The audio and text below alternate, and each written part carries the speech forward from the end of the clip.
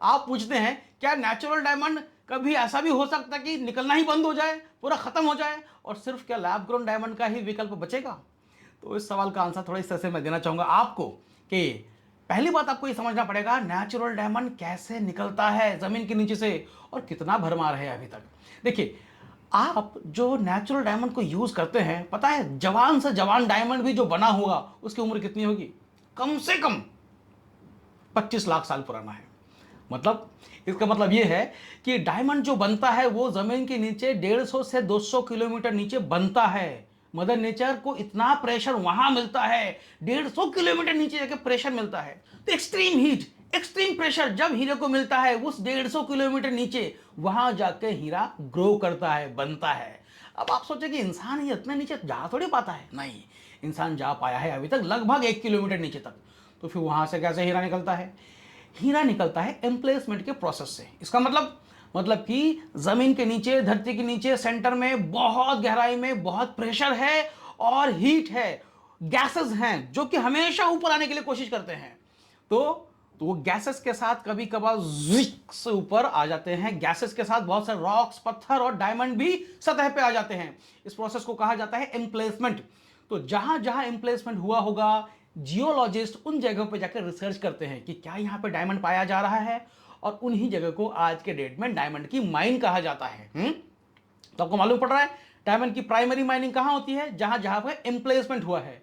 और जियोलॉजिस्ट का यह कहना है सबसे लेटेस्ट एम्प्लेसमेंट हुआ है 25 लाख साल पहले। मतलब आप जो हीरा यूज कर रहे हैं अपने फियांसे को, जो आपने दिया प्यार की निशानी, 25 लाख साल पुराना कम से कम है, हो सकता है 2 करोड़ साल पुराना हो। कुछ एक डायमंड ऐसे भी पाए गए हैं जो जितनी पृथ्वी की उम्र है, अर्थ की उम्र है, लगभग उतनी ही उम्र है उन डायमंड्स की।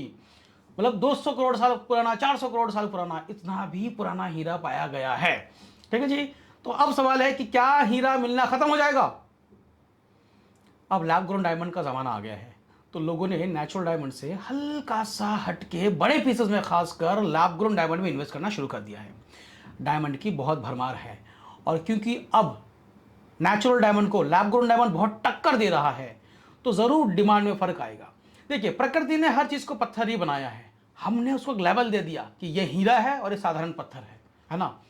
तो हीरा बहुत अवेलेबल है जमीन के नीचे। मुझे नहीं लगता कि इतना ज्यादा हीरा है कि कभी हम सारे के सारे हीरे को निकाल पाएंगे ह्यूमन को बेचने के लिए। तो हीरा खत्म नहीं होगा, ठीक है। हाँ, ये जरूर हो जाएगा कि माइंस जो है वो कम हो जाएंगे, धीरे धीरे माइंस कम होंगे, लेकिन फिर भी हीरा आज से 1000 साल बाद भी एक्सट्रैक्ट होने लगेगा, तभी भी, ऐसा मेरा मानना है। नेचुरल डायमंड खत्म नहीं होगा। हाँ, लैब ग्रोन डायमंड एक जबरदस्त जगह बना लेगा नेचुरल डायमंड की जगह पे।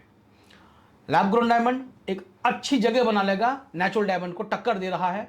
और क्योंकि दिखने में सेम है, अनडिटेक्टेबल है नॉर्मल कंडीशंस में, इसीलिए नेचुरल डायमंड की डिमांड भी लैब ग्रोन डायमंड के मुकाबले कम हो रहा है, जो हम देखते आ रहे हैं पिछले कम से कम 1-1.5 साल से। तो अब ये मान लीजिए नेचुरल डायमंड कभी भी खत्म नहीं होगा। नेचुरल डायमंड जमीन के नीचे से निकल रहा है। हाँ, आज के डेट में ज्यादा निकल रहा है, कभी हो सकता है कम निकले, पर निकलेगा जरूर। नए नए माइंस भी आते जा रहे हैं सामने।